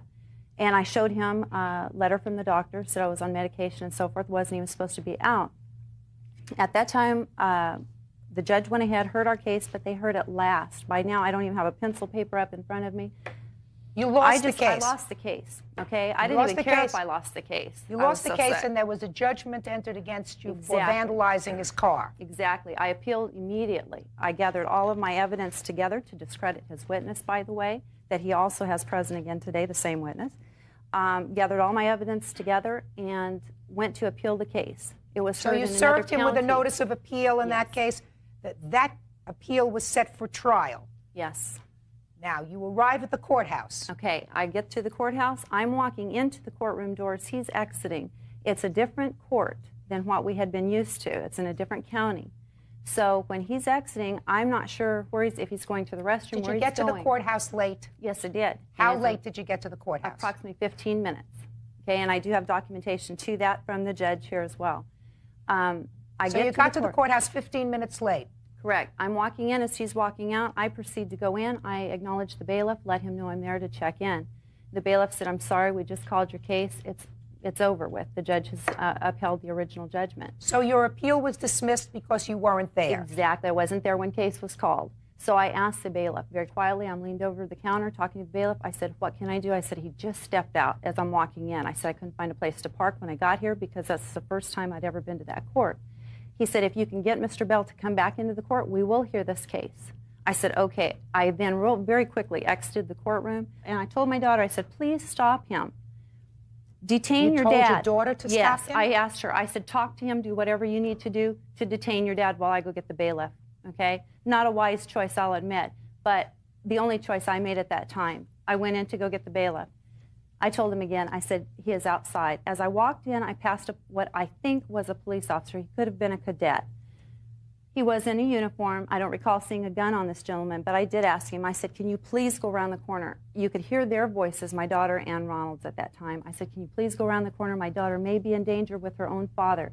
Can you detain him, Why did please?" you think they were in danger? Because I could hear his voice raising Well, as I'm walking. And I told him, I said, "Can you please go back here and see what's going on while I get this bailiff?" He's You asked wanted that he be somebody in a detained. uniform to go out and detain him. Please, I figure that that's, our police department, that's my protection, or supposed to be. So you told them that Okay. your daughter was in danger, go outside. No, he was already outside. The officer was outside. He was probably from, I would say, about 15 feet away from me at that time. So then what happened? So the officer goes back there. I'm not seeing what the officer is doing. I go back inside the court and told the bailiff once again, I said, "Mr. Bell is outside. There is an officer supposed to be detaining him." So he says, "Okay, I'm coming outside." I go back outside. By now, the officer is telling me, because I'm screaming again at Ronald to come on back in, that the bailiff is on his way. As I walk up, I hear my daughter telling Ronald, saying, "Don't you even care that I don't want anything to do with you? How can you be doing these things to myself, my mom, suing us for something we didn't even do?" Ronnie turns around and I hear him say to her, "No, I don't care." She says, "You don't care? I don't love you. I don't care for you anymore. I don't even want you as my father." He says, "No, I don't care." That hurt worse than the court case did. So by now, the little officer, he hears me talking. I'm assuming again that he's an officer. He goes to walk off. I think he's going to get the bailiff. I did get very close to Mr. Bell by then because I'm close? within 3 feet of him. I was very close. I was in his face. I was very close to him. And I told him, I said, "How can you possibly look at your own daughter and say something like that to her?" He reaches forward, and I told him, before he reached forward, I told him, I said, "I've been afraid of you for a lot of years. I'm not afraid of you anymore." Just suddenly, the anger just overcame me, and I just was not afraid of him at that point, which I guess I should have been, because he took one step forward and with both hands placed them on my chest and gave me a shove, shoved me backwards. I have a police report right here that states that in it. Well, the police report you made. Yes, ma'am, the one I made to the police department. Okay, You made also, to the police. I have a doctor's statement, okay? If the judge would like to have these, I also have a doctor's statement stating that with my first day off crutches, I had been prescribed a wrist splint, crutches, and Darvocet for the previous injury that I had, as Just a well second. as... What does that have to do with Because this what I'm case? going to tell you now is I have the statement from the treating physician saying that it was a re-injury to my wrist, which I still have a scar right here where it landed, my bracelet pierced into my skin when I landed backwards to break my fall. I landed on my tail, which bruised my lower back, and it re-injured my ankle, which is all right here in the doctor's report. I also Have you seen the doctor's report? No, ma'am, I've seen nothing. Here's a copy. A charge of assault and battery and a countercharge of harassment continues in a moment. Kimberly Gibson Bradley and Ron Bell say they've been battling since the birth of their daughter. Now she's suing for assault. He's suing for harassment. Okay, that's what you're suing for. So you're suing for $5,000. Yes. All right, Mr. Bell, let's hear your side, sir. Okay, Your Honor. First of all, I'd like to say this is a total lie. Since you started from, with my daughter and stuff, I'll start back there. We had gone to court several times. Ms. Gibson is saying that I don't love my daughter and all that. I do. That is During not that, true. I didn't say anything. Listen we were to talking. me. For, Let him speak. Okay. Did he swear in though? Yeah, everybody sworn. Okay. For 18 years, I've had problems with her. My daughter was for 3 years in the area where I was. She moved to Fresno. In those years, I had to try to find my daughter. She'd move around like every 6 months, and I could hardly see her. Over the years, I always went to Fresno, picked my daughter up, brought her back to the Bay Area, and had to bring her back to Fresno. That's not true. That's not true. Listen to me. Listen to me. He was very quiet when you were telling me your story. And that's the way courtrooms are supposed to be run. Do you understand? I like her. How old was your daughter at this time, sir? From the time she moved to Fresno, which is approximately 4 or 5 years old, till present, they lived in Fresno. She cannot name one time she brought my daughter to see me or met me halfway. She's not supposed to. Or met me halfway. Okay. Okay, that's what I'm saying. And I'll go for one Christmas. Would that be the Christmas that you served me court papers? I brought my daughter a bicycle from the Bay Area, and I was on my way to Mexico. On the way back, I was going to pick my daughter up. She sent her to Oregon. Sir, listen to me. This is basically the stuff I had to go through. This is clearly an unfortunate story. It's part of the problem. But she was 14 when she became pregnant with your daughter. How old were you? 20. Right away, that's not smart. Right? Well, she told me she was 18. Listen to me. Right now, that's not smart. I know, but that's not the issue at this point. Well, we are talking about a child having a child. She was a child. She was a child when she had a child. You were 20 years old. And she got pregnant when she was 15. 13. She got pregnant when she was 15, Your Honor. And she had it 2 days before her 16th birthday, a week or so. Clearly, Is that old on record that I had it? Not a baby, not his child, but it. Clearly, an old lady at 15. She told, when I met her, she was 18. She never went to school. I was at my buddy's house. That's when I saw her. Why would my mother try to sue you for statutory rape? Your mother never did anything. Listen to me, Mr. Bell. What you're telling me is you had been a responsible person all during your child's growing up years. A charge of assault and battery and a countercharge of harassment continues in a moment. Here comes a black BMW speeding down the wrong side of the street, skids in the middle of the road, opens the door. She jumps out of her car. Should I use the language she used? I've heard everything, sir. She said,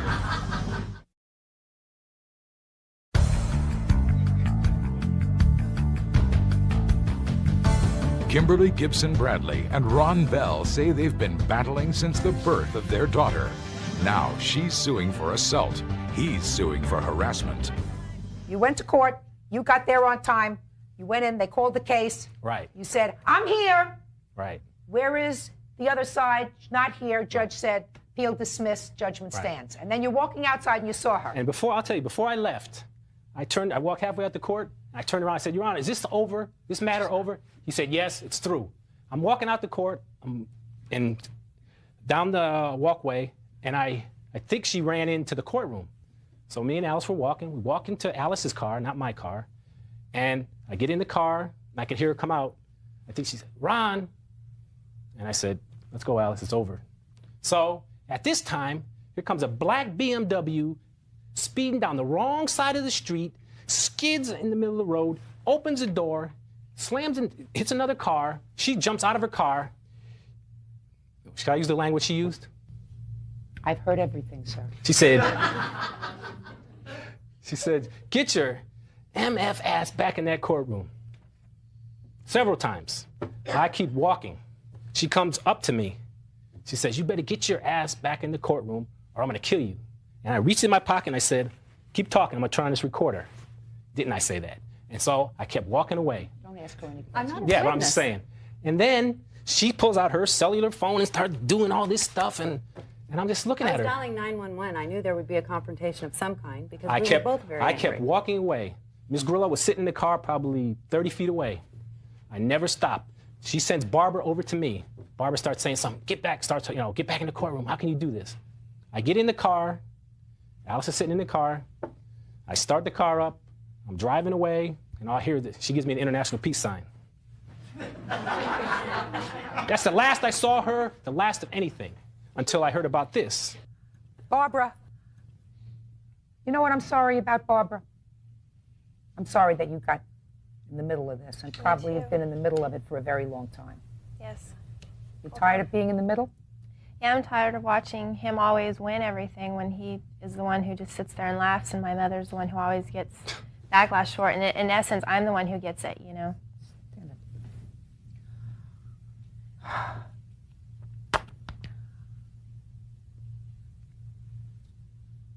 Both of you probably did a lot of things wrong in rearing this young lady with regard to the respect and affection that she was supposed to have for both of her parents.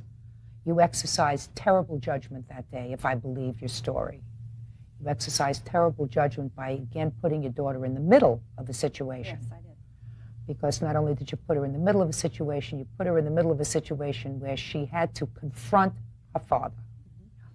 Barbara, you are a beautiful, clearly a bright young lady and a testament to your mother's upbringing. Whether she was one of the lucky ones or whether it was just good upbringing, whatever it was, you look like a lovely young lady. Thank you. I'm going to put an end to this, at least with regard to this case. She's ready to rule. Stay tuned. Miss Bradley, you did the wrong thing out in the parking lot that day. Whatever happened there out there that day, I have a sense that you precipitated a situation that got very, very ugly. Yes. And I am not certain that he assaulted you. I am certain of one thing, that the two of you behaved badly that day, but it was clearly precipitated by you. It was precipitated by the fact that you arrived late, that he was frustrating you by not coming back into the courthouse, and that I believe that you were substantially, to use your words, in his face. I'm dismissing, listen to me. I'm not going to ask you what happened, Barbara. I'm going to tell you why. I have a reason. I'm dismissing this lawsuit. You had injuries prior to that time. Evidently, you were on crutches and whatever, whether you fell down or whatever. You were clearly the... Shh, listen to me. Listen to me. You were the aggressor. I didn't shut him listen down. to me. Where's his doctor's Listen to me. statement? You were the aggressor on that If day. he would have left, this would have never happened. He taunted I her. have a see statement Barbara, in your Honor, Barbara, newspaper I article am where not- this man I am shot not someone asking you and for a continued to drive around and taunt these people. Let me He tell you has a something. history of it. You still don't recognize what you're doing. Move it! Move it! Clear! Keep moving! Ambush! Contact right! Contact right! Get to the place and fire on that building! We have to move forward!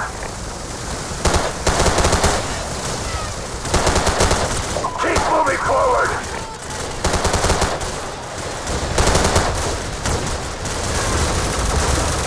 Alpha, let's take the stairs and hit their flank. Bravo, give us covering fire. Enemy contact! Up on the second floor!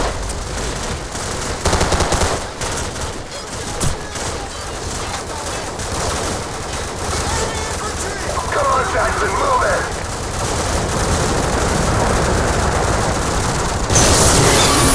Switch positions now.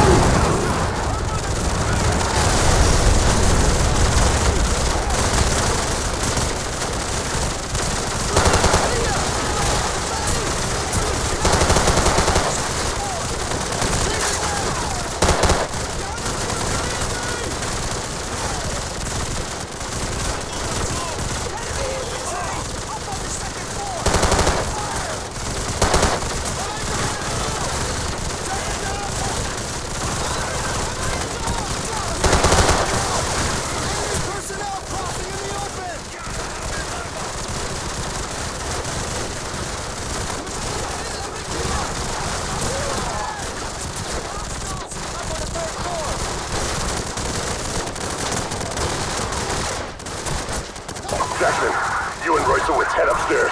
We'll cover this entrance. Go!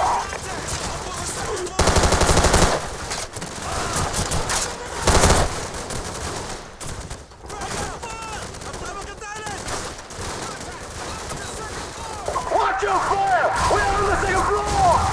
Roger that. Getting fire.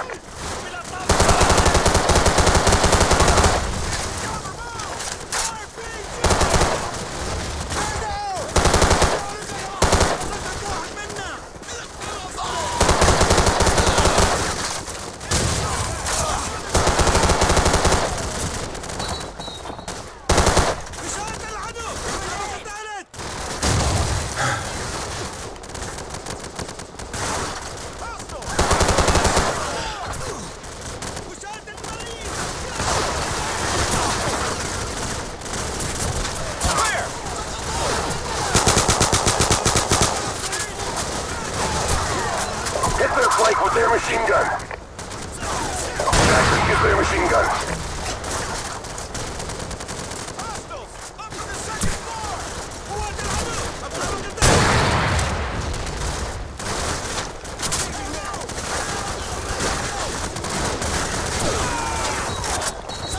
Be advised, more enemy troops are converging on the tank. Get there ASAP.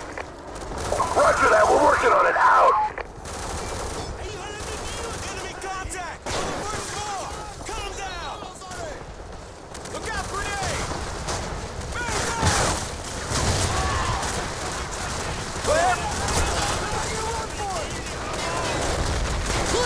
Coming out! Clear! RPG! Up on the second floor!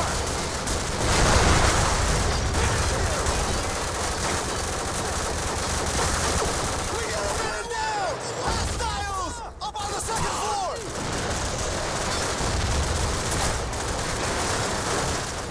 Sir, there's a ton of them out there!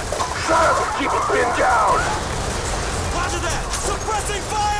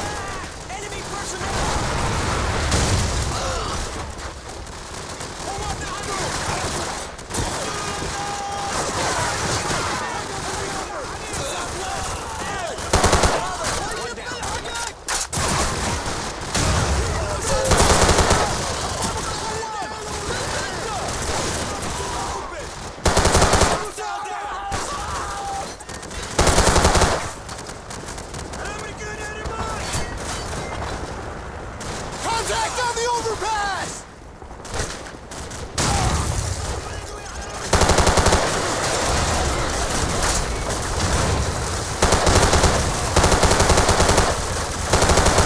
UAV recon spotted enemy tanks headed this way. Private West, get on the roof and hit him with the javelin. Jackson, pick up the javelin so you can take out those tanks.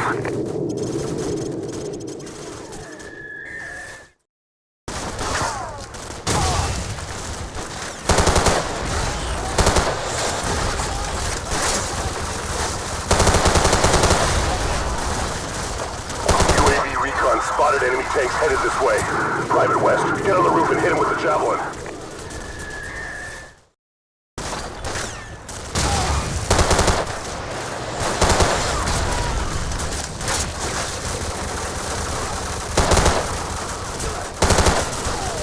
UAV recon spotted enemy tanks headed this way. Private West, get on the roof and hit him with the javelin.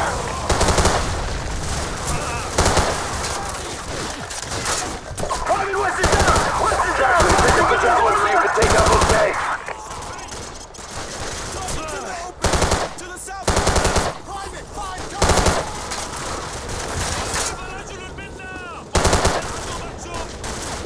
Jackson, pick up the javelin so you can take out those tanks!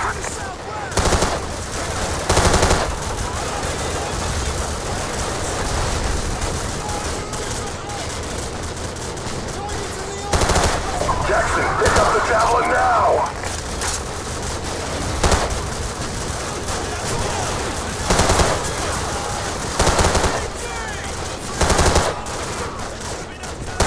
Jackson, pick up the javelin!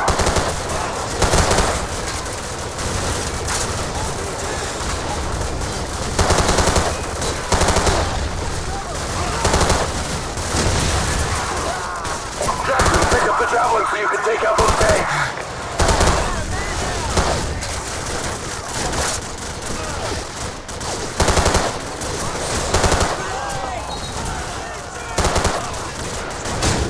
Jackson, pick up the javelin now! Weston down! Weston Jackson, pick up the javelin so you can take out those tanks!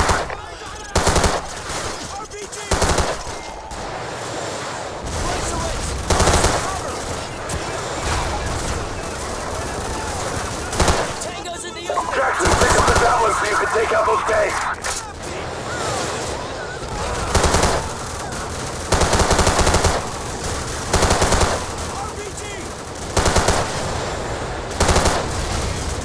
Jackson, pick up the javelin now!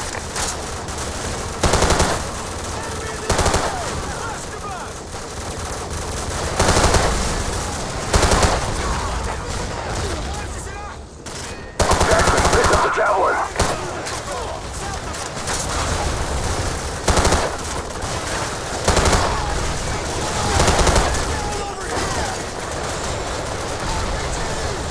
Jackson, pick up the javelin so you can take out those tanks!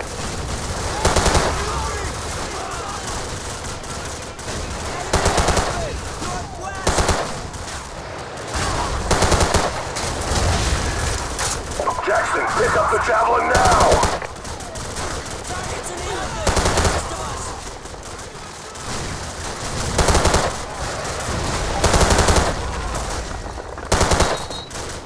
Jackson, pick up the javelin!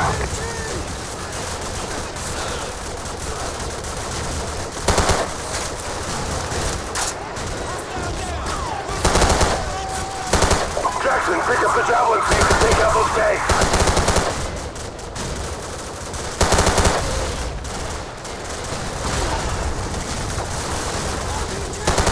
Jackson, pick up the javelin now!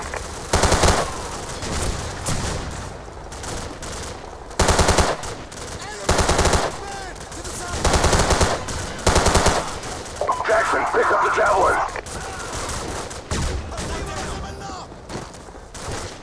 Tango's in the open, west of us! Jackson, pick up the javelin so you can take out those tanks! Hit those vehicles at the far end of the bridge! Hurry!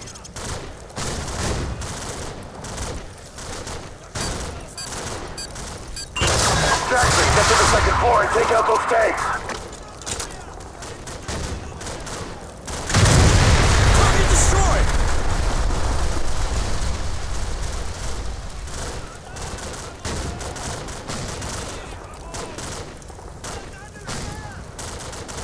Private, take cover!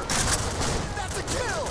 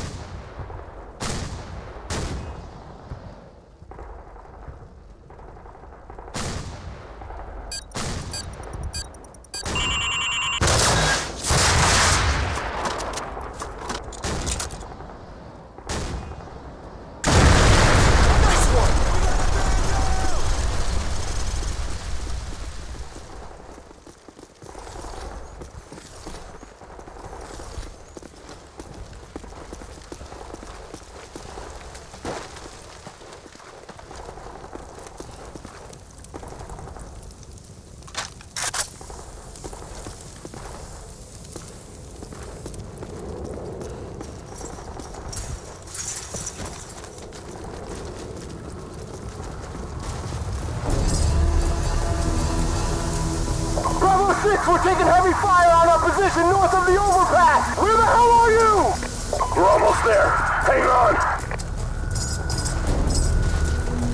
The tank's on the other side of that overpass. Come on, let's get back to the squad.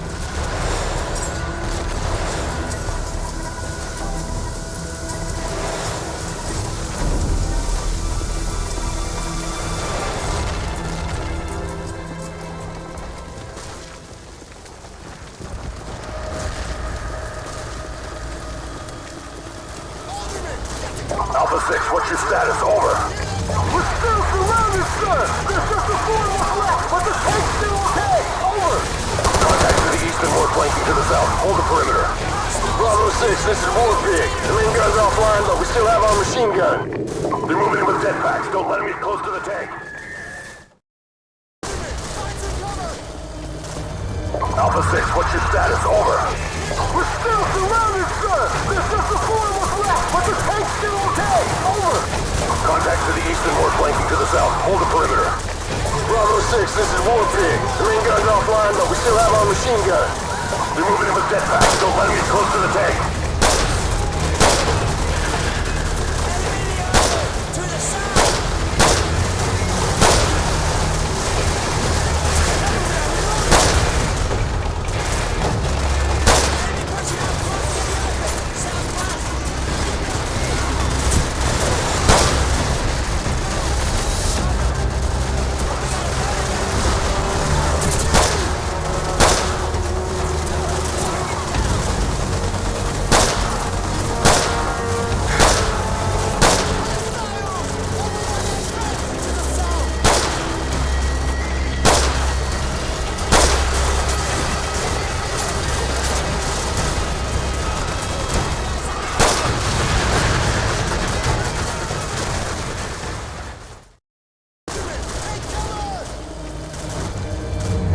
Alpha 6, what's your status? Over.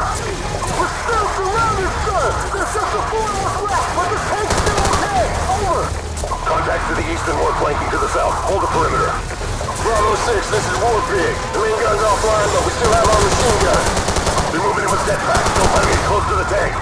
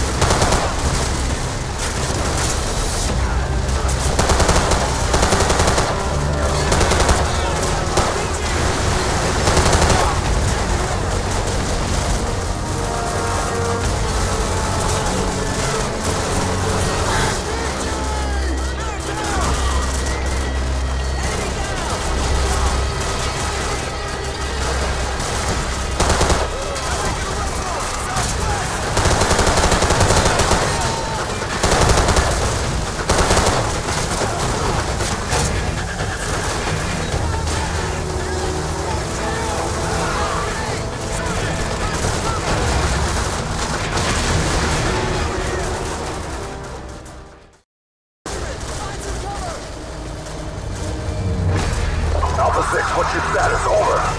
We're still surrounded, sir. There's just a 4 of us left, but the tank's still okay. Over. Contact to the east and more flanking to the south. Hold the perimeter. Bravo 6, this is War Pig. The main gun's offline, but we still have our machine gun. They're moving in with jetpacks. Don't let them get close to the tank.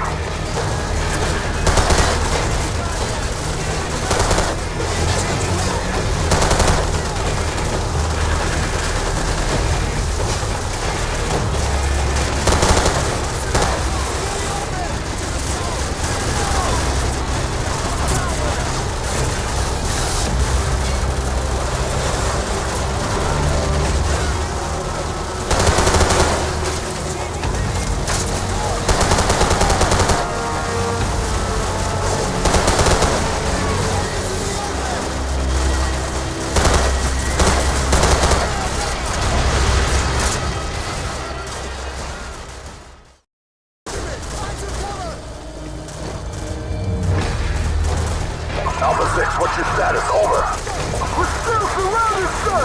There's just a 4 of us left, but the tank's still okay. Over. Contact to the east and more flanking to the south. Hold the perimeter. Bravo 6, this is War Pig. The main gun's offline, but we still have our machine gun. They're moving in with jetpacks. Don't let them get close to the tank.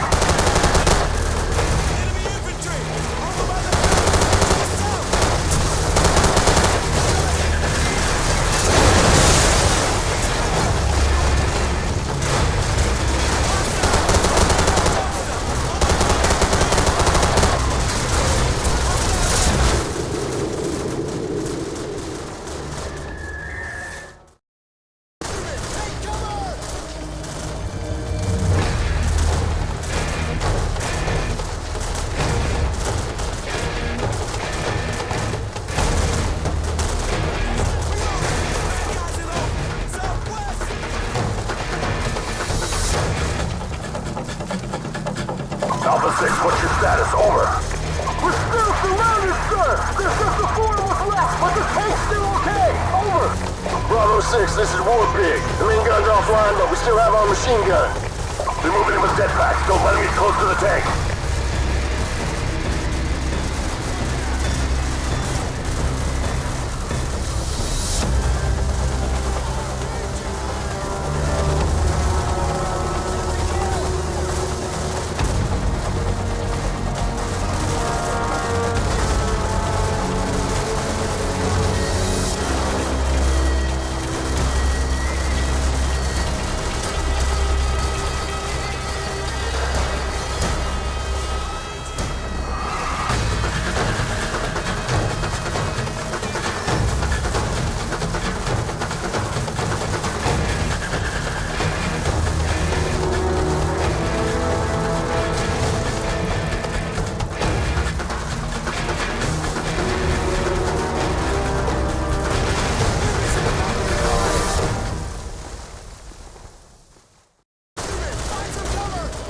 Alpha 6, what's your status? Over.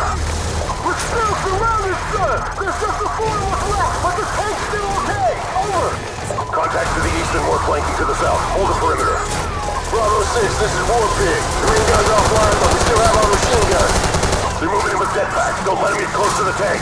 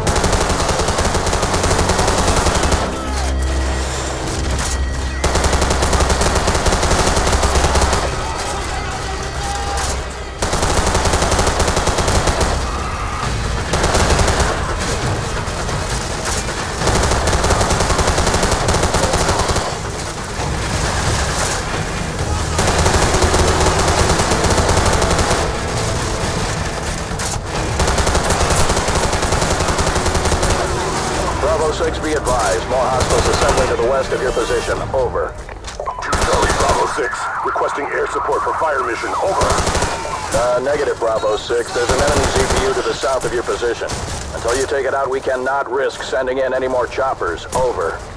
Jackson, find that ZPU and take it out so we can get some air support. Lopez, Gaines, cover him.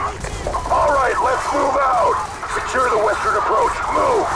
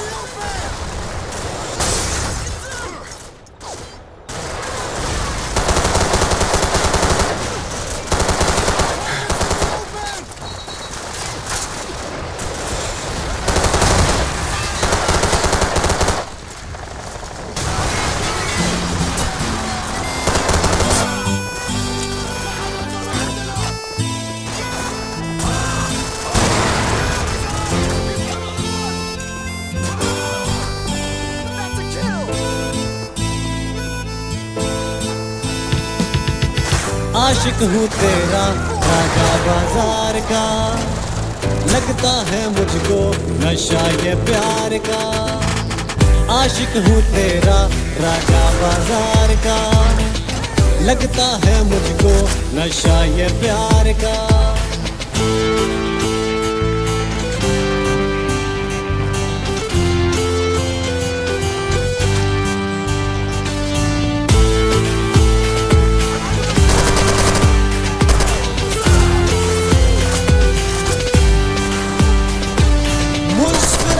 बात करती हो, आदतें खराब करती हो, ना दिखो बेताब लगता हूँ, आशिक बेहिसाब लगता हूँ। ऐसा नशा है तेरे दीदार का, आशिक हूँ तेरा राजा बाजार का, लगता है मुझको नशा ये प्यार का। जिंदगी हसीन लगती है जब ये जालिम प्यार होता है, सांसों में सांस आती है जब तेरा दीदार होता है। नखरा है ऐसा मेरी सरकार का, आशिक हूँ तेरा राजा बाजार का, लगता है मुझको नशा ये प्यार का।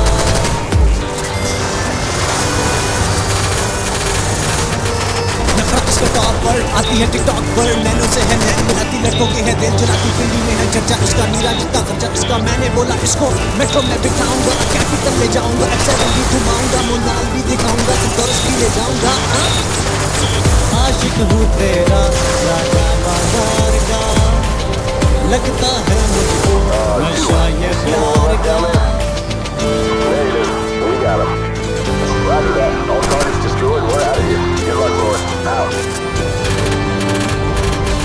मौसमों की बेकरारी को आजमा के जान जाओगी, हिज्र की आजमाइश में एक दिन पहचान जाओगी। कहना है मेरे दिल बेकरार का, आशिक हूँ तेरा राजा बाजार का, लगता है मुझको नशा